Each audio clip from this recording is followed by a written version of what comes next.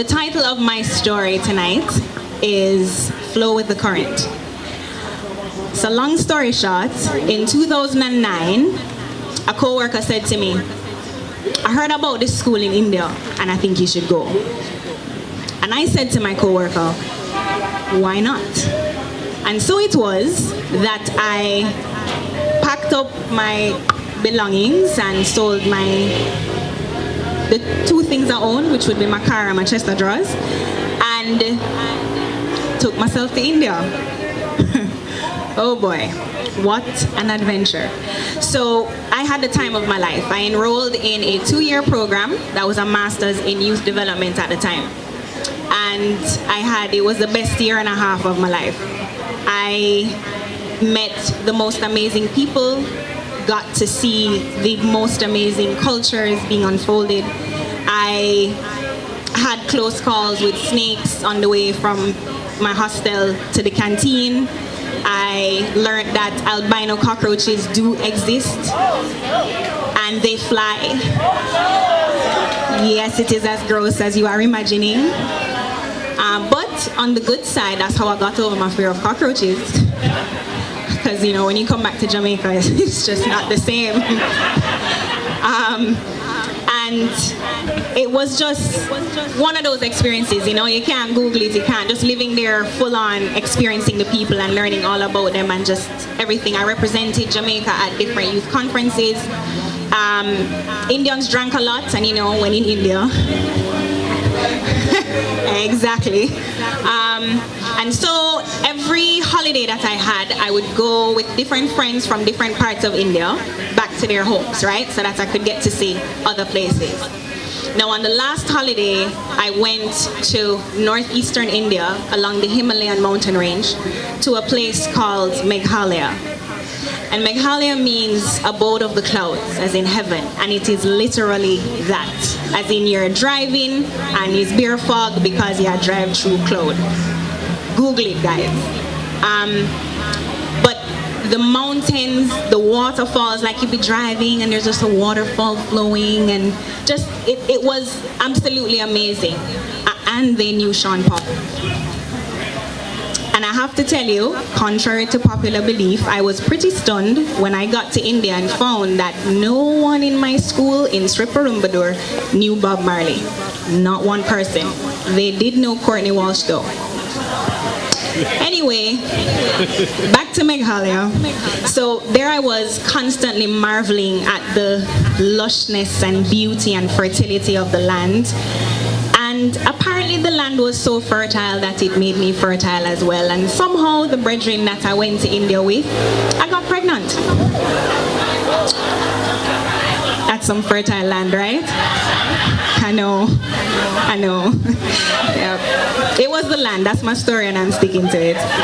So got back to school, because this was a summer holiday, I believe. So I got back to school, found out I was pregnant. And my world turned upside down, because what the Ross? I had a plan. School is it's months before my program is about to end. I already have a job with the UN for the end of my program. I have no money, because who's planning to do this child thing? And just, yeah. What the hell? So, you know, I seriously contemplated having an abortion, because that seemed like the most logical response at the time. One day I was sitting at a particular spot that, you know, everybody knew was Trishan spot, and looking at the sunset. And while I was there, I don't really know how to put this into words for you, but it became very clear to me that I was supposed to have this baby. I saw her face, I knew her name, I knew she was a girl, and so it just was what it was. And so I decided that I was going to have this baby. Now, I need to tell you, the school that I was going to and the part of India that I was in, women don't walk on the road after 6 o'clock. You're not allowed to wear sleeveless. So you certainly cannot be breathing at school. Like, this is not an option, right? So having the baby automatically meant I would have to leave school, and so would the father of the child. And so I made the decision that, you know, it don't make sense for both of us to leave school. I would leave. And go back on my yard. So, and you know how we Jamaicans stay. If you're broke and in a crosses, you better you broke and in a crosses at your yard.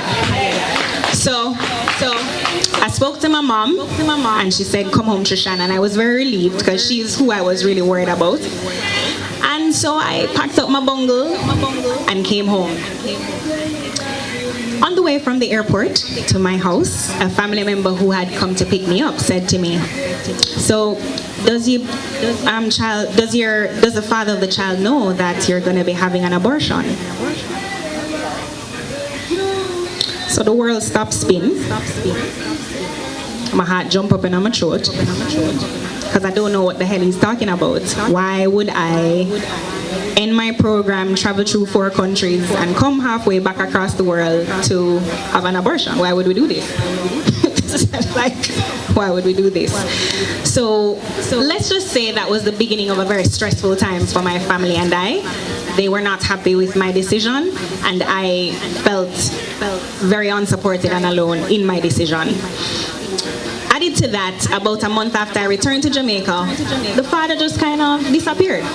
And of course, you can do that when you're halfway across the world. Added to that, I tried to find a job before I started showing so that they wouldn't worry about me needing to go on maternity leave too quick. And I thought it would be fairly easy because I left Jamaica with really good, you know, I had a great work experience, performed really well, made enough links.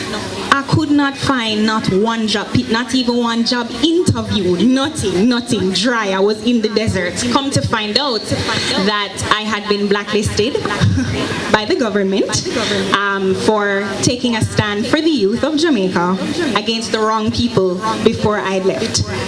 So pretty much I spent the next 6 months eating, crying, and watching every episode of House.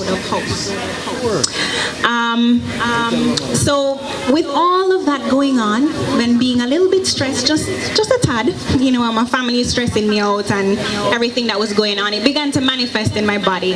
And so I started to have these really severe neck pains and head pains, and I literally, once I got sat up out of bed, excruciating pain. I couldn't turn my head, I couldn't open my eyes, nothing.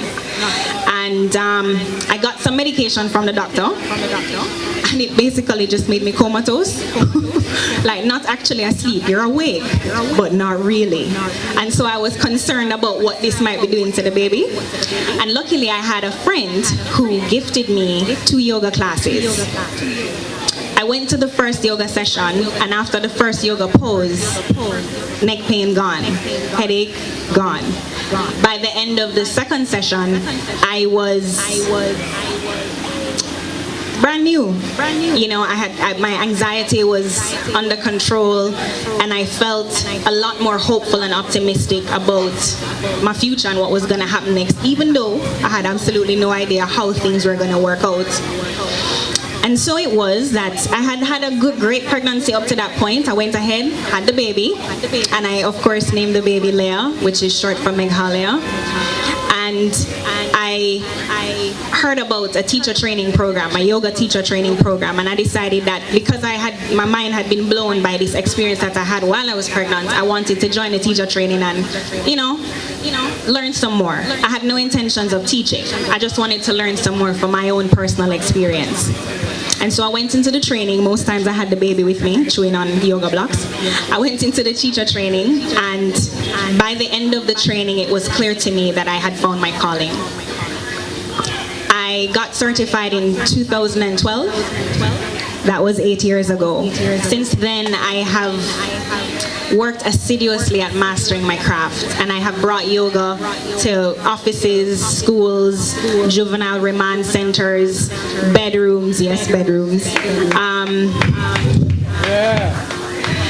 and to as many places as you can possibly think of, to people suffering from every kind of illness, depression, anxiety, persons who just need a little direction in life, have lost their luster or their joy.